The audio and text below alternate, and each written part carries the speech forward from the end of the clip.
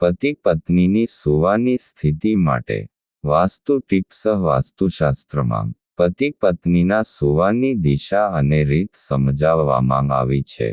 એટલે કે પતિ પત્નીએ કઈ દિશામાં માથું રાખીને સૂવું જોઈએ અથવા તેમનો બેડરૂમ ક્યાં હોવો જોઈએ.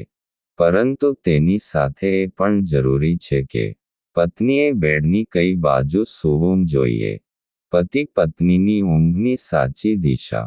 વાસ્તુશાસ્ત્ર અનુસાર પતિ પત્નીનો રૂમ દક્ષિણ તરફ હોવો જોઈએ. ઉપરાંત પલંગ લાકડાનો બનેલો હોવો જોઈએ અને સારી સ્થિતિમાં હોવો જોઈએ. તૂટેલા પલંગ પર ક્યારેય સૂવું નહીં. રૂમમાં હળવા રંગોનો પણ ઉપયોગ કરો. પતિની ડાબી બાજુ સૂતી પત્ની. વાસ્તુશાસ્ત્ર અનુસાર પત્નીએ પતિની ડાબી પડખે સૂવું જોઈએ. પત્ની માટે પતિની ડાબી પડખે સૂવું શુભ હોય છે. તેનાથી દાંપત્ય જીવન ખુશહાલ રહે છે તેમજ સમૃદ્ધિ અને સમૃદ્ધિ વધે છે. પતિનું નસીબ પણ તેના પર મહેરબાન છે. જો પત્ની પતિની ડાબી પડખે સૂતી હોય તો તેના પતિનું નસીબ પણ તેનો સાથ આપે છે. પતિ લાંબુ જીવે છે અને તેમનું સ્વાસ્થ્ય પણ સારું રહે છે. ધનમાં વધારો થાય. ધર્મોમાં પણ તેનો ઉલ્લેખ છે. પૌરાણિક કથાઓ અનુસાર જ્યારે ભગવાન શિવે અર્ધનારેશ્વરનું રૂપ ધારણ કર્યું ત્યારે તેમના ડાબા શરીરમાંથી સ્ત્રી તત્વ એટલે કે માતા પાર્વતી પ્રગટ થયા. તેથી જ હિન્દુ ધર્મમાં પત્નીને સ્વાર્થી કહેવામાં આવી છે.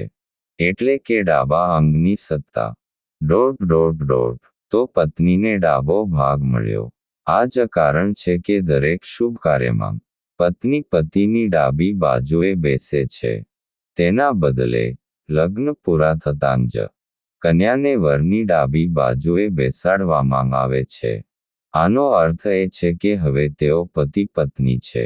આ જ કારણ છે કે પત્નીએ પતિની ડાબી પડખે સૂવું જોઈએ. સાવિત્રીએ ડાબી બાજુથી પોતાનો જીવ બચાવ્યો. એવું પણ માનવામાં આવે છે કે જ્યારે યમરાજ સત્યવાનનો પ્રાણ લેવા આવ્યા ત્યારે તેઓ ડાબી બાજુથી આવ્યા હતા અને સાવિત્રીએ તેમની રક્ષા કરીને પતિનો જીવ બચાવ્યો હતો. જીવનમાં સુખ સમૃદ્ધિ વધે છે.